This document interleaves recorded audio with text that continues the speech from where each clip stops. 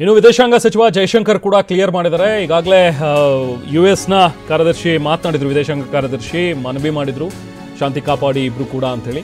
ಆದರೆ ಈಗ ಅಮೆರಿಕ ಮನವಿಗೂ ಕೂಡ ಜೈಶಂಕರ್ ಲೈನ್ ಉತ್ತರ ಕೊಟ್ಟಿದ್ದಾರೆ. ನಾವ್ಯಾವತ್ತೂ ಕೂಡ ನಾವಾಗೇನು ಗಲಾಟೆಗೆ ಹೋಗಿಲ್ಲ, ಆದರೆ ದಾಳಿಕೋರರನ್ನ ಖಂಡಿತವಾಗ್ಲೂ ಕಟಕಟೆಯಲ್ಲಿ ನಿಲ್ಲಿಸ್ತೀವಿ, ದಾಳಿಗೆ ಬೆಂಬಲ ಕೊಟ್ಟವ್ರನ್ನ ನಾವು ಮಟ್ಟ ಹಾಕ್ತೀವಿ, ಯಾವುದೇ ಕಾರಣಕ್ಕೂ ಪಾಕಿಸ್ತಾನ ಜೊತೆಗೆ ಮಾತುಕತೆಗೆ ನಾವು ಸಿದ್ಧ ಇಲ್ಲ ಅಂಥೇಳಿ ಟ್ವೀಟ್ ಮೂಲಕ ಜೈಶಂಕರ್ ಉತ್ತರ ಕೊಟ್ಟಿದ್ದಾರೆ.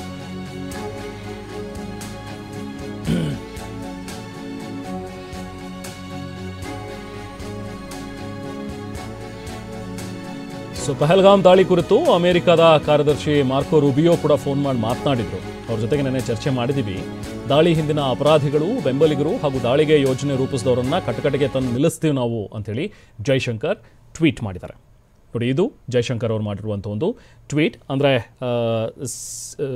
ಸೆಕ್ರೆಟರಿ ರೂಬಿಯೋ ಅವ್ರ ಜೊತೆಗೆ ನಾವೇನು ಮಾತಾಡಿದ್ವಿ, ಕಾರ್ಯದರ್ಶಿಗಳ ಜೊತೆಗೆ, ಅಂದರೆ US ವಿದೇಶಾಂಗ ಕಾರ್ಯದರ್ಶಿ ಅವ್ರ ಜೊತೆಗೆ ಮಾತಾಡಿದ್ದೀವಿ. ಬಟ್ ಯಾವುದೇ ಕಾರಣಕ್ಕೂ ನಾವಂತೂ ಹಿಂದೆ ಬೀಳೋದಿಲ್ಲ ಅಥವಾ ಪಾಕಿಸ್ತಾನ ಜೊತೆಗೆ ಮಾತುಕತೆಗೆ ನಾವೇನು ಸಿದ್ಧ ಇಲ್ಲ.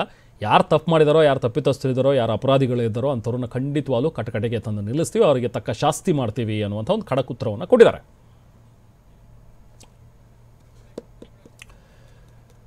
ಸೊ ಇನ್ನು ಭಾರತ ಮತ್ತು ಪಾಕಿಸ್ತಾನ ನಡುವೆ ಈಗ ಯುದ್ಧ ಸ್ಥಿತಿ ನಿರ್ಮಾಣ ಆಗಿರುವಂಥ ಒಂದು ಹಿನ್ನೆಲೆಯಲ್ಲಿ ಮಧ್ಯಪ್ರವೇಶ ಮಾಡಿತ್ತು. ಈಗ ಅಮೆರಿಕ ವಿದೇಶಾಂಗ ಕಾರ್ಯದರ್ಶಿ ರೂಬಿಯೋ ಅವರು ಮಾತಾಡಿದರು. ಎರಡೂ ರಾಷ್ಟ್ರದ ನಾಯಕರಿಗೆ ಫೋನ್ ಮಾಡಿ ಮಾರ್ಕೋ ರೂಬಿಯೋ ಕರೆ ಮಾಡಿ ಮಾತನಾಡಿದರು. ನಮ್ಮಲ್ಲಿ ವಿದೇಶಾಂಗ ಸಚಿವರಾಗಿರುವಂಥ ಜೈಶಂಕರ್ ಅವ್ರ ಜೊತೆಗೆ ಮಾತಾಡಿದರು. ಜೊತೆಗೆ ಪಾಕ್ ಪ್ರಧಾನಿ ಶೆಹಬಾಜ್ ಶರೀಫ್ ಅವ್ರ ಜೊತೆಗೂ ಕೂಡ ಅವ್ರು ಮಾತಾಡಿದರು. ಇಬ್ಬರು ಕೂಡ ಶಾಂತಿ ಕಾಪಾಡಿ, ಈಗ ಗಡಿಯಲ್ಲಿ ಉದ್ವಿಗ್ನತೆ ಜಾಸ್ತಿ ಆಗ್ತಾ ಇದೆ, ಅದನ್ನು ಸ್ವಲ್ಪ ಕಮ್ಮಿ ಮಾಡಬೇಕು, ಈ ಥರದ್ದು ಆಗೋದು ಬೇಡ, ಇಬ್ಬರಿಗೂ ದೇಶಕ್ಕೂ ಕೂಡ ನಾನು ಮನವಿ ಮಾಡ್ತೀನಿ ಅನ್ನುವಂಥದ್ದನ್ನು ಹೇಳಿದರು. ಅದಕ್ಕೀಗ ಜೈಶಂಕರ್ ಅವರು ಟ್ವೀಟ್ ಮೂಲಕ ಉತ್ತರವನ್ನು ಕೊಟ್ಟಿದ್ದಾರೆ.